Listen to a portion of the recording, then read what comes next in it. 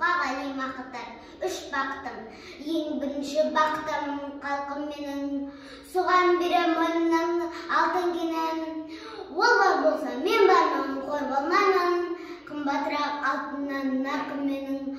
Ал екінші бақытым тілім менің, тас жүректі тіліммен тілімдедім. Кейде дүниеден түңілсем де, қасиетті тіліммен түңілмедім. Бақытым ба үшінші отан деген, Құдай деген кім десең, отан дерем. Оты сөнген жалғанда жанбасын ба, ойланба келді ғой отанмеден.